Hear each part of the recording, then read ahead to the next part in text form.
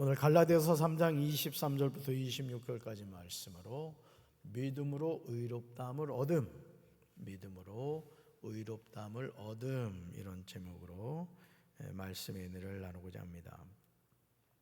성경은 하나님의 구원 역사에 관한 기록입니다. 그래서 우리가 성경을 읽을 때 구속사적인 관점으로 읽어야 된다. 따라합시다. 구속사적인 관점.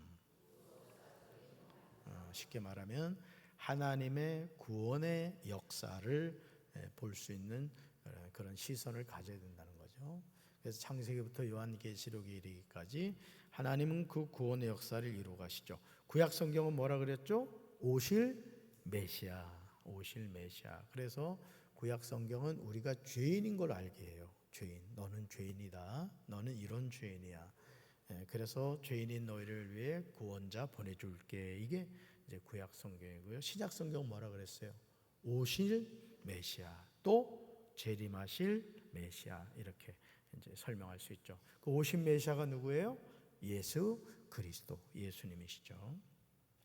그래서 성경은 하나님의 구원 역사에 관한 기록인데, 하나님은 타락한 인간이 구원받아 하나님의 백성으로 회복되기를 원하셨어요. 그러니까 하나님이 처음에 사람을 만드실 때 그 사람은 하나님의 자녀였습니다. 하나님의 자녀가 되는 권세를 갖고 있었던 거죠. 그런데 그 아담과 하와가 하나님의 말씀에 불순종하여서 선악을 알게 하는 나무의 열매를 따먹으로 말미암아 이제 죄가 아담과 하와를 다스리게 된 거예요. 마귀의 자녀가 된 거죠. 그래서 자녀의 권세를 잃어버리고 마귀의 자녀로 살아가게 된 겁니다. 그런데 하나님은 그 잃어버린 자녀의 주권을 회복해 주기를 원하시는 거예요. 그래서 그 회복해 주기에 누굴 보내셨다?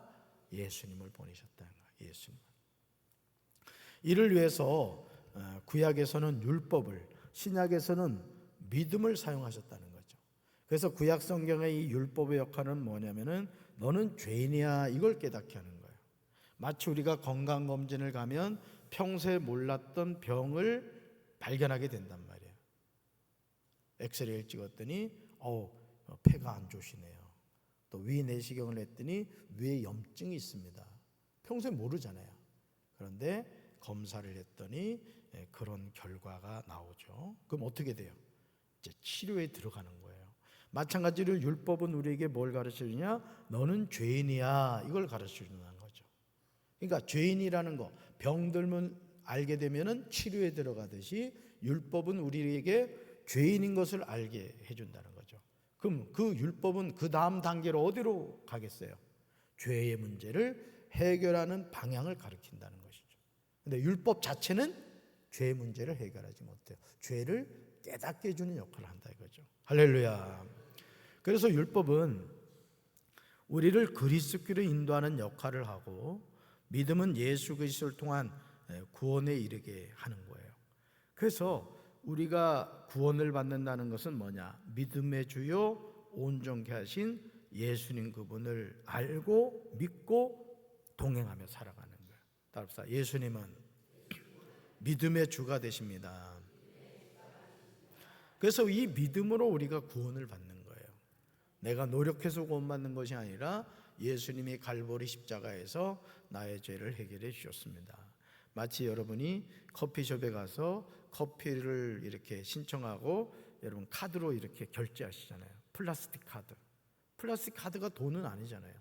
그럼에도 그 카드를 통해서 결제를 하듯이 예수님은 우리의 죄의 문제를 해결하는 마치 그 카드와 같은 역할을 하는 거예요.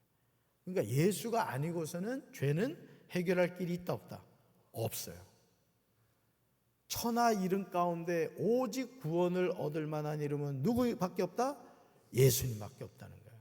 아무리 부처님 절에서 부처님을 아무리 목탁을 두드려도, 공자님을 아무리 섬겨도 구원받지 못해요.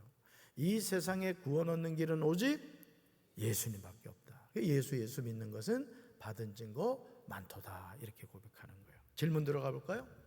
그렇다면 믿음으로 살려면 우리가 어떻게 해야 합니까? 여러분 믿음으로 살기 원하시죠? 첫째, 읽어볼까요? 죄를 깨달아야 합니다. 여러분 이 죄를 깨닫게 하는 게 뭐라고요? 율법이란 말이에요. 율법. 바울은 믿음이 오기 전에 우리는 율법 아래에 매인바되고 믿음의 때까지 갇혀 있었다고 했습니다. 율법은 죄를 깨닫게 하여 하나님께로 나아가게 하는 초등교사의 역할을 했다는 거죠. 그러니까 율법을 통해서 내가 죄인이구나. 그러면 그 다음이 뭐겠어요? 이 죄 어떻게 해결하지? 그렇게 간다는 거죠. 그러니까 이것이 내가 정말 죄인이라는 것을 처절하게 깨달으면 깨달을수록 더 하나님 앞에 바짝 엎드리게 되는 거예요. 그래서 여러분 이 느헤미야서를 보면은 사실 느헤미야는 망한 조국에 돌아갈 이유가 없었단 말이에요. 그냥 편안하게 여생을 살 수 있었던 사람이란 말이죠. 그런데 조국 유다가 완전히 폭망해가지고 성문이 그냥 불타버리고 성벽이 허물어지고 말이죠. 아주 그냥 너무 험악하게 돼버린 거예요. 그 말을 듣는 순간 가슴에 막 불이 타오르는 거죠. 그러면서 기도하잖아요. 먼저 자기의 죄를 회개하죠. 그 다음에 자기 집안의 죄를 회개하고 조상의 죄를 회개하고 나라, 조국의 죄를 회개한단 말이죠. 그러니까 이런 것을 우리가 분명히 깨달아야 돼요.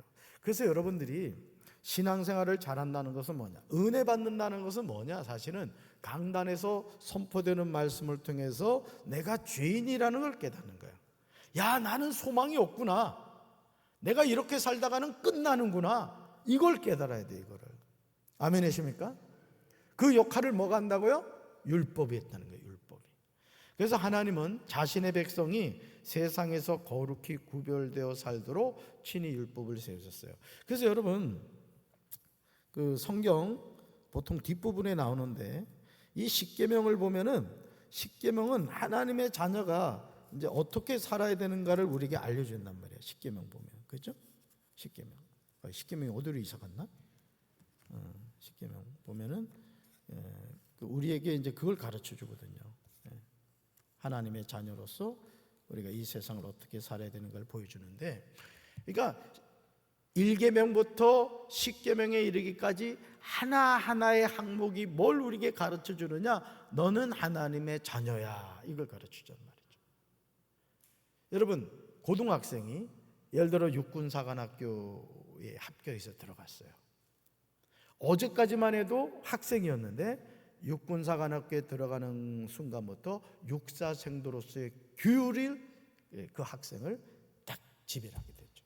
그래서 절도 있게 살아가게 되고 뭐 걷는 것부터 복장 또 시선 두는 거 모자를 어떻게 쓰느냐 뭐 이런 것부터 해가지고 모든 거 하나하나가 육사생도로서의 어떤 모습을 갖춰가죠.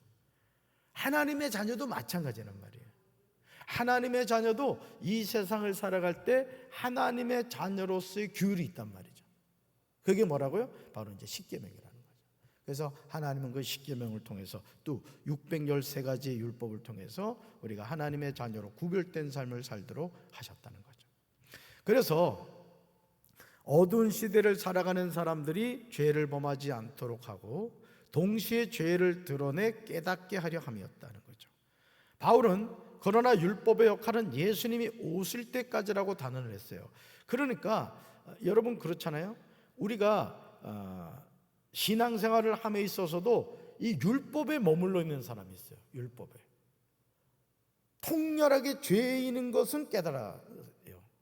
근데 죄를 깨달았으면 그 죄의 문제를 해결하는 길로 가야 되잖아요. 그 길이 뭐라고요? 예수단 말이에요. 예수. 아멘이십니까? 그러니까 교회 안에서도 이 비판을 잘하고 막 판단하고 정죄를 잘하는 사람이 있어요. 아주 남이 뭐 잘못한 것만 이렇게 지적질하는 사람들이 있어요. 그 사람은 지금 어느 시대에 머물러 있는 거예요? 율법 시대에 머물러 있는 거예요. 그러나 이 은혜 시대로 들어가면, 다시 말해 복음의 시대로 들어가면 예수님처럼 간음하던 여인도 이렇게 죄를 묻지 않고 그를 이렇게 사랑으로 품어주죠. 저는 우리 사랑하는 성도 여러분들이 율법에 머물러 있는 것이 아니라 복음으로 예수로 나아가게 되기를 주님의 이름으로 축원합니다. 그래서 믿음이 오면 율법의 역할은 중지가 되고요, 그 속박에서 해방된다고 가르쳤어요. 그러니까 여러분 신앙생활하면서 이제는 정죄 없네 예수 안에서 그 찬양 있잖아요. 그러니까 왜 정죄가 없느냐? 예수님을 통해서 우리의 죄 문제가 어디서 해결됐다? 십자가에서. 아멘이십니까? 그래서 여러분들이 신앙생활을 할 때도 즐겁게 하십시오. 감사하며 하란 말이에요. 그러니까 이런 어떤 복음의 시대로 갔기 때문에 항상 기뻐하고 쉬지 말고 기도하고 범사에 감사라고 얘기한 거예요. 할렐루야. 우리는 하나님이 주신 율법으로 죄를 깨닫고 그리스도에게로 나아가는 길을 발견해서 믿음에까지 이르러야 한다는 거죠. 그러니까 날마다 우리가 자신의 죄를 깨닫는 것에 머물지 않고 그 죄 문제를 해결하시는 예수님께 나아가야 된다는 거죠. 이걸 뭐라고 한다? 은혜라고 하는 거예요. 오늘 우리 김현 전사님이 아주 그 내용원이 은총 입어. 저도 그 찬양 참 좋아요. 제가 언제 한번 기타 치면서 이 찬양을 한번 멋있게 한번 불러드리겠어요. 저는 이 찬양이 정말 좋아요. 내 영혼이 은총 입어 중한 죄짐 벗고 보니, 그죠? 슬픔 많은 이 세상도 천국으로 하도다. 할렐루야 찬양하세. 내 모든 죄 사함받고, 이러면서 또 눈물도 쫙 흘리는 거예요. 제가 혼자 부를 때 그런다고요. 기타 탁 치면서 말이죠. 여러분, 오늘 우리가 이 은혜를 느껴야 돼요. 내 모든 죄 사함받고 주 예수와 동행하니 그 어디나? 그렇다고요. 하늘나라라고요. 죽어서 하늘나라 가는 게 아니에요. 하나님의 자녀는 이미 주 예수와 동행하니 그 어디나? 하늘나라란 말이에요. 하늘나라. 할렐루야. 두 번째 볼까요? 두 번째, 믿음으로 살려면 어떻게 합니까? 둘째, 같이 읽어볼까요? 하나님의 자녀답게 살아야 합니다. 아멘. 여러분, 율법은 그리스도에게로 우리를 인도하고 그리스도를 믿는 믿음으로 우리는 의롭게 되었어요. 율법에 익숙한 사람들은요, 믿음으로 의롭게 된다는 것이 이해하기 어려울 수 있어요. 그러나 우리가 예수 그리스도를 믿는 믿음으로 구원에 이르는 것은 영원토록 변하지 않는 진리예요. 그러니까 여러분, 사실은 저같이 이 모태신앙으로 자란 사람들이 어떤 그 한계성이 뭐냐면은 너무 익숙해요. 모든 게 교회 다니는 게 익숙해요. 예배 드리는 게 익숙해요. 근데 뭐가 없어요? 은혜가 없단 말이에요. 은혜가. 그러니까 제가 우스갯소리로 얘기합니다만 우리 교회도 청년교회 회장한 사람들이 아주 유명해. 어디 갔어? 저기 어진이 어디 갔어? 뒤에 있구나. 어진아 위험하다. 이상하게 청년교회 회장했던 사람들이요, 신앙생활 잘하는 사람이 드물어요. 어진이는 안 그럴 거지? 오케이, 진짜 들어갔으니까. 왜 그런지 알아요? 신앙으로 신앙생활 하는 게 아니라서 그래요. 청년회 때 하나님을 알고 그 하나님과 깊이 동행하고 하나님의 은혜 가운데 살아야 되는데, 여러분, 청년회 때 미혹이 많단 말이에요. 우리 한나는 이렇게 시집 가서도 이게 금요성령기도에 반주오잖아. 아주 이뻐 죽겠어 그냥. 우리 한나 박수 좀 쳐주자. 조만간 애기도 안고 올 거지? 이제 애기도 하나 안고 올 것 같아. 우리 박시온 전사 어디 있나? 시온이 여기 예비 학부모님 계셔. 맛있는 거 좀 사드리라. 그러니까 여러분, 우리가 예수 그리스도를 믿는 믿음으로 구원에 이르는 것은요, 영원토록 변하지 않는 진리예요. 그래서 신앙생활은 노력하는 게 아니라는 거예요. 여러분들이 이 금요 성령기도에 오늘 나오셨잖아요. 얼마나 피곤해요. 얼굴 여러분 보면 지금 떠 있어 그냥.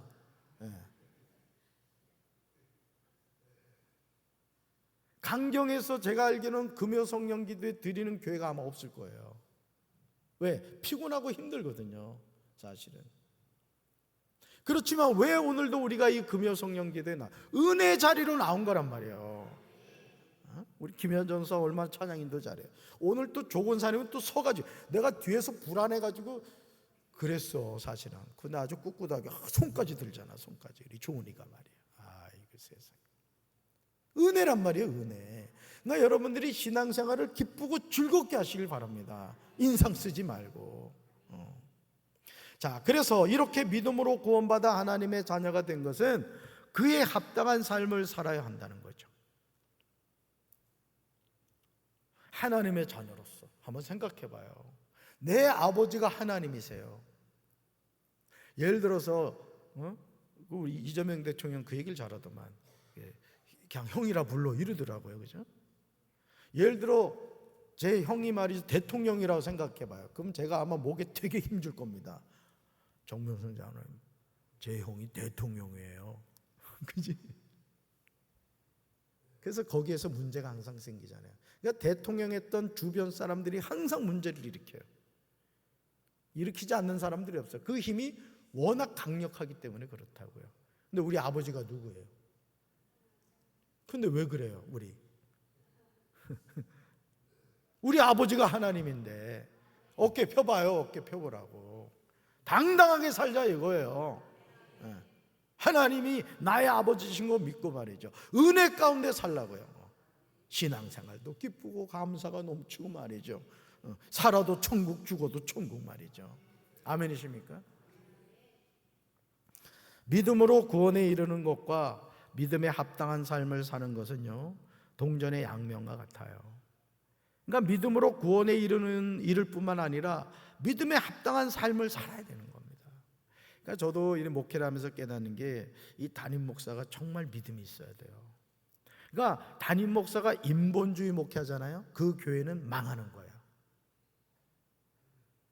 망한다고요. 여러분 인생도 마찬가지입니다. 여러분 인생도 인본주의적인 신앙생활 하지 마세요. 믿음으로 선포하세요. 믿음으로 살아가세요. 됩니다. 네. 오늘도 제가 성도님 한 분하고 권사님 한 분을 신방을 했어요. 신방을 했는데 이 목사는 참 이리 신방할 때가 좋아요. 피곤하긴 하지만은 성도들이 이렇게 찾아가면은 같이 이야기도 나누고 또 기도도 해드리고 사진도 찍었어요. 오늘 권사님하고 사진도 찍었는데 이제 내년도 저 요람 사진을 바꾸려고 그래요. 기존 사진이 별로 이쁘지 않은 것 같아요. 여러분도 신방 요청하셔? 하셔? 사진도 찍어줄게. 여러분, 여러분 하나님의 자녀로 살아간다는 건 뭐라고요? 믿음의 구원에 이른다는 것을 깨닫는 거고 믿음에 합당한 삶을 살아가는 거예요. 그러니까 여러분들이 되는 인생이 된다는 건 뭐냐? 답사. 나는 된다. 우리 가정은 축복받았다. 우리 교회는 부흥한다. 우리나라는 좋은 나라다. 아멘이십니까? 항상 믿음의 말을 하세요. 믿음의 삶을 살아갔어요. 여러분 자녀를 향해서도 지금의 모습을 보지 말고 앞으로 하나님이 내 자녀에게 축복해 주실 그림을 그려가며 여러분들이 축복하란 말이에요. 아멘이십니까? 절대 분리될 수가 없어요. 하나님 말씀에 순종하여 그 말씀을 일상에서 드러냄으로써 세상 사람들에게 복음을 전하는 삶을 살아야 돼요. 이것이 하나님이 우리에게 원하시는 거예요. 이 눈에 아무 증거 보이지 않고 이 귀에 아무 소리 들리지 않고 이 손에 잡히는 거 없다 할지라도 하나님의 말씀은 진리라고요. 하나님은 말씀대로 행하신다고요. 여러분, 우리 요 강경하고 논산고 사이 KTX 그 열차 레일이 있습니다. 항상 KTX는 그 레일 위를 달려가요. 우리 인생은 말씀의 레일 위를 달려간단 말이에요. 하나는 구약, 레일 하나는 신약이에요. 그래서 믿음을 가진 사람들, 이 믿음의 레일 위를 달려가는 거예요. 어디를 향해 달려갈까요? 천국을 향해 달려가는 거예요. 할렐루야. 셋째 볼까요? 셋째, 믿음으로 살려면 어떻게 합니까? 셋째 같이 읽습니다. 진리를 추구해야 합니다. 아멘. 율법이 사람들을 그리스도에게로 인도하는 초등교사의 역할을 한 것처럼요, 우리 민족이 기독교를 받아들이는데 유교가 그런 역할을 했다고 해요. 그래서 이제 신석구 목사님이 3.1운동 민족 대표 33인 중 한 명인데, 이분이 어려서부터 이제 유교를 배워서 유학을 가르친 조선 선비라고 해요. 사실은요, 이 십계명을 보면 유교에서 충효 사상, 또 부모님에 대한 효도, 그죠? 내 부모를 공경하라, 오교명에 나오잖아요. 그러니까 우리나라의 이 유교가 기독교 신앙하고 매칭되는 부분이 많았다는 거예요. 그런데 이 신석구 선생이 뭐를 깨달았느냐면, 유교로는 아무리 가르쳐도 사람됨을 이루지 못했다는 거예요. 여러분, 사실은요, 우리가 공자님, 맹자님을 통해 공자왈 맹자를 했습니다마는, 여러분, 유교가 우리나라 가난을 벗어 던지겠습니까? 백성들을요, 사실은요, 이 유교라는 것이 허례허식에 빠지게 했어요. 불교도 마찬가지예요. 불교도. 우리나라 5,000년의 역사 가운데 우리나라가 지금처럼 이렇게 배불리 먹고 산 때가 없었잖아요. 지금 우리나라의 관심은 뭡니까? 다이어트잖아요. 다이어트. 그래서 유튜브에서도 보면요, 이거 알약 먹으면, 이거 한약 먹으면은 한 달 만에 15kg가 빠진다, 20kg가 빠진다, 이런 게 떠요. 그게 뭔 말이에요? 살 빼는 것이 우리 백성들의 아주 중요한 이슈가 되어버렸다고. 옛날 생각하면 진짜 이게 웃기는 얘기입니다. 옛날은요, 이 찌질해지게 가난하던 시절에 배 나온 사람이 사장님이었다고, 그죠? 배가 나와야 됐어.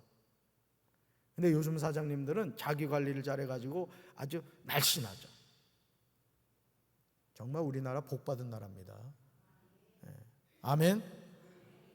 선교사를 2번째로 많이 보내는 나라고, 우리나라가 지금 OECD 국가 가운데 다른 나라들 돕기도 하고 그래요. 정말 대단한 나라입니다, 우리나라. 이 신석구 선생님이 뭘 깨닫게 되느냐? 유교로는 아무리 가르쳐도 사람됨을 이루지 못했는데 기독교는 그것이 가능했다는 거죠. 그래서 불완전한 것을 완전케 한 것이 예수님의 가르침이었다는 거죠. 그래서 신석구에게는요, 공자는 초등교사였고 예수님은 완전한 교사였다는 거죠. 그러니까 사람이 아무리 지식과 지혜가 뛰어나도 분명히 한계가 있다는 거죠. 영원불면의 참 진리는 바로 누구다? 예수 그리스도시다. 그분께로 나아가는 것이 살 길이라는 거예요. 그래서 여러분, 유럽, 특히 가난을 벗어 던지고 부유한 나라라는 그 나라의 공통점이 있어요. 기독교 신앙을 받아들인 국가들이. 물론 그들이 선교사를 보내서 참 이 다른 나라를 침탈하고 이런 아주 흑역사가 있긴 합니다만은, 어쨌든 복음이 들어간 나라들은 가난을 벗어 던졌어요. 이게 공통된 거예요. 성경은 게으른 것을 아주 싫어하죠. 게으르지 말라고 말씀까지 하시죠. 우리는 율법을 넘어 믿음으로 의에 이르고 하나님의 자녀가 되었다. 그러니까 율법에 머물면 안 돼요. 여러분들이 신앙생활하면서 절대 남을 판단하고 정죄하면 안 돼요. 아멘이십니까? 비판하지 말라. 너희가 하는 그 비판으로 너희가 비판을 받는 데 있단 말이죠. 그러니까 복음으로 나가야 돼요. 연약한 성도를 보면 품어주고, 또 실수하면 그것을 이해해주고, 그런 성도가 되어야 된다는 거예요. 그래서 우리 교회는 사랑으로 하나가 되어야 된다. 새가족들이 정착하기까지는요, 수많은 마귀의 시험이 있어요. 우리는 그런 것 가지고 그러냐 이렇게 얘기하지만 안 그래요. 정말 여러분들이 조심해야 될 것이, 최근에도 이 식당에서 밥 먹는 문제 때문에 지금 좀 시험이 든 그 새가족이 있는데, 이 얘기 들어보면 아무것도 아니에요, 사실은. 그런데 새가족의 입장에서는 그게 크게 들립니다. 그러니까 여러분들이 식당에서든 속회든 선교에서든 어떤 얘기든지 여러분의 관점에서 보면 안 돼요. 믿음이 연약한 성도들의 입장에서 말을 해야 된다고. 아멘이십니까? 어렵게 교회에 등록해가지고 이제 막 뿌리를 이렇게 내려가려고 하는데 그냥 한 방에 보내버려. 한 방에. 절대 그러지 말아요. 아멘이십니까? 전도를 못할지언정 교회에 등록한 새가족을 시험 들게 하지 말란 말이에요. 기도하셔야 돼요. 아멘이십니까? 그래서 내 지식을 넘어 영원한 진리를 깨달아야 된다는 거죠. 그러면서 이 신석구 목사님이 나중에 목사님이 됐는데, 공자가 다시 살아와도 그를 믿지 않겠다고 선언했어요. 이 유교는요, 정말 허례허식이 많습니다. 가만히 생각해 봐요. 찌질이지게 가난해도 말이죠. 아이 부모님 돌아갔다고 뭘 거기서 3년상을 해. 그 시간이면 가서 일을 해야지. 그러니까 완전히 그런 허례허식에 빠져가지 말이죠. 가난을 벗어나지 못했던 거예요. 그러니까 여러분들이 신앙생활 할 때도 이 어떤 율법에 매어가지고 스스로를 자꾸 이렇게 붙잡지 말란 말이에요. 아멘이십니까? 그래서 제가 지난번에도 말씀드렸습니다마는 뭐 꿈자리가 뒤숭숭하다니. 아, 예수 믿는 사람이 무슨 꿈자리가 뒤숭숭해. 다시 정리합니다. 사람이 죽으면 어떻게 된다고요? 예수 믿는 사람 어디 가고? 천국 가고. 예수 안 믿으면 그 영혼이 다시 온다 못 온다? 못 와요. 걱정하지 마. 걱정하지 마. 꿈에서 예를 들어 뭐 엄마가 나타나가지고 배고프다. 이 뭐라고? 엄마의 영이 온 거요? 그 거짓말하는 마귀요, 마귀. 누구요? 마귀란 말이에요. 타락한 천사들이라고. 그러니까 앞으로 꿈자리가 뒤숭숭하다고 해서 계시 쫄지 말고 그럴 땐 그냥 쫄면 가서 먹어. 괜찮아. 절대 그런 것 때문에 흔들리지 말고 예수님 잘 믿으면 돼요. 우리 예수 믿는 사람은 꿈에 지배받는 게 아니에요. 복음의 지배를 받아야지. 예수 보혈의 능력을 의지해야지. 아멘이십니까? 우리를 살리는 것은요, 불완전한 초등교사 율법이 아니라 완전한 예수 그리스도의 말씀이에요. 그래서 여러분들이 신앙생활을 할 때도 항상 자유하세요. 즐겁게 하세요. 기쁨으로 하세요. 감사하며 하세요. 그러다가 딱 끼워보니까 천국이 되시기 바라요. 아멘이십니까? 오늘도 이 밤에 여러분 기도하시면서 혹여나 마음에 눌린 게 있는 분들이 있을 거예요. 자꾸 이렇게 생각나는 거 이제 털어버리세요. 마귀가 좋아요. 여러분 똥이 있으면 똥파리가 와요. 반드시 옵니다. 마귀는 우리 마음에 불안, 염려, 미움, 다툼, 시기, 질투, 증오 이걸 먹잇감으로 삼아요. 성령의 불로 태워버리세요. 아멘. 그리고 여러분 마음속에 성령님만 모시세요. 감사한 것, 하나님의 은혜, 기쁨 이런 것들로만 가득 차세요. 왜 내 인생은 이러는가? 그러지 말아요. 여러분들이 하나님의 자녀 됐으면 최고의 축복이지. 아멘이십니까? 그러니까 여러분들이 항상 이 자유를 누리며 감사하시는 성도들 되기를 주님의 이름으로 축원합니다. 가슴에 손 얹읍시다. 사랑의 주님, 오늘도 많은 사람들이 율법의 노예가 되어 살아갑니다. 율법은 우리에게 죄를 깨닫게 한다고 했습니다. 내가 죄인임을 깨달았다면 그 죄 문제를 해결하시는 예수님께로 나아가서 십자가의 보혈로 죄 씻음을 받으면 되는데 여전히 율법에 얽매여 남을 판단하고 정죄하고 항상 부정적인 말하고 자신의 삶을 탓하고 있지는 않습니까? 이제 우리는 다시는 정죄함이 없다는 사실을 기억하며 예수 이름으로 승리하게 하시고 항상 우리의 마음에 기쁨과 감사로 가득 차게 하옵소서. 예수님 이름으로 간절히 기도합니다.